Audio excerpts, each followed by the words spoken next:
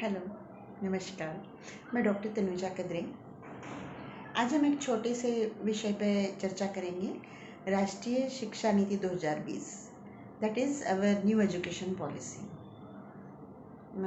ये बहुत ही बहुत ही अच्छी खबर है कि राष्ट्रीय शिक्षा नीति अब परिवर्तन हो गई है और आज 34 वर्ष बाद हमें नई शिक्षा नीति का लाभ मिलेगा।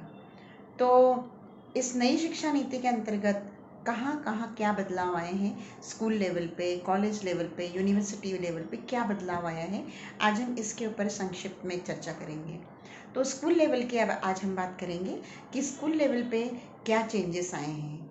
अवश्य ही ये चेंजेस हमारे लिए कारगर रहेंगे, ये मैं मानती हूँ, क्योंकि इस क्षेत्र से जुड़े हुए मुझे भी आज 16-17 साल हो चुके हैं और मैं भी इस चीज़ को महसूस कर रही थी कि आज एजुकेशन पॉलिसी में बदलाव लाना बहुत ही ज़रूरी है।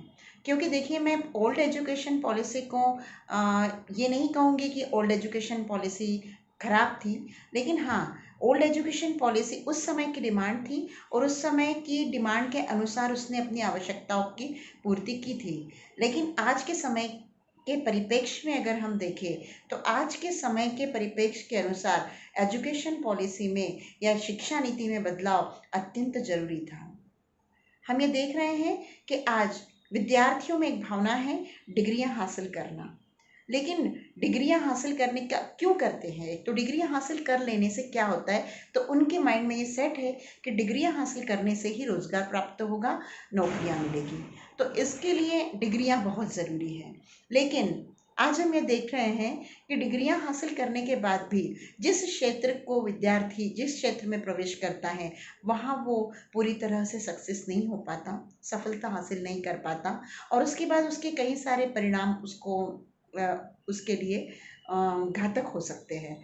तो ये हम देख रहे हैं कि क्योंकि देखिए, कई बार किस क्षेत्र का बच्चा कहाँ चला जाता है, क्या उसकी रुचि होती है, क्या उसके अंदर प्रतिभा होती है, लेकिन वो कहाँ चला जाता है और उसमें उसे क्योंकि उसको उस कैरियर का नॉलेज नहीं होता, अपने कैरियर का उतना ज़्यादा वो अपने कैरियर के प्रति प्रेडिक्ट नहीं कर पाता और फिर आगे जाके जब उसे रोजगार मिल जाता है, तब वो सोचता है कि अरे, मैं इस क्षेत्र के लायक नहीं था, मैंने गलत क्षेत्र का चुनाव कर लिया, लेकिन मैं क्या करता, मुझे वहाँ से ही स्कूलिंग से ही मुझे बाध्य होना पड़ा था, चाहे किसी भी कारण से, लेकिन मैंने वो स्ट्रीम चुन ली थी या वो संकाय चुन लिया था, उससे मुझे मेरा करियर बनाना पड़ा। तो आज ये बहुत ही अच्छी बात है कि शिक्षा नीति में बदलाव हुआ है और ऐसी कोई संभावनाएं अब विद्यार्थी के साथ नहीं होगी, तो क्योंकि ये शिक्षा नीति ये सारे आयामों को डिफाइन कर रही है। देखिए, पहले जो स्कूलिंग एजुकेशन की बात करें, तो पहले स्कूलिंग एजुकेशन 10+2 में डिवाइडेड था। मतलब 10वीं तक की कक्षा के बाद में सेकंड 12वीं, मतलब 2 साल जो है बच्चा 12वीं में बिताता था। अब स्कूलिंग को 4 भागों में बांट दिया गया है। पहले 2 भाग में था, अब 4 भाग में विभिन्न स्टेजेस में इसको बांट दिया गया है। अब ये पहले देखिए, 4 भाग में मतलब अब प्रणाली जो है वो क्या बनी है, 10+2 की जगह 5+3+3+4। अब देखिए, हम एक एक करके इसको एक्सप्लेन करेंगे कि 5+3 मतलब सबसे पहली 5, यानी इसका मतलब कि बच्चा जब 3 साल का होगा और स्कूल में प्रवेश करेगा, जिसे हम प्ले स्कूल कहेंगे, तो जब वो स्कूल में प्रवेश करेगा 3 साल का बच्चा, तो अगले 5 साल तक वो स्कूल में प्रवेश करके सीखेगा क्या? क्योंकि देखिए, नींव बनाना ही एक अच्छे वृक्ष का निर्माण करना है। हम ये कहेंगे कि अगर पौधे की सिंचाई अच्छी हुई तो वृक्ष का एक अच्छा वृक्ष निर्माण हो सकता है।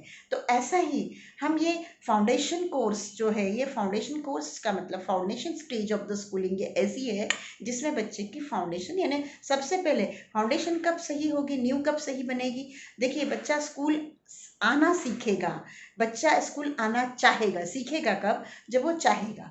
अगर वो चाहेगा ही नहीं तो वो सीखेगा कैसे?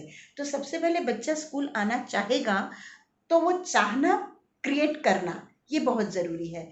तो उसके अंदर की वो चाहना क्रिएट करने के लिए अगले जो 5 साल बने हुए हैं उसके लिए, जब वो बच्चा आता है 3 साल का, और जब वो 5 साल तक के पढ़ेगा, तो उसमें किस तरह से उसको सीखना है, किस तरह से उसको स्कूल आना रुचिपूर्ण लगना है, ये ये सबसे बड़ी महत्वपूर्ण इसमें स्टेज है।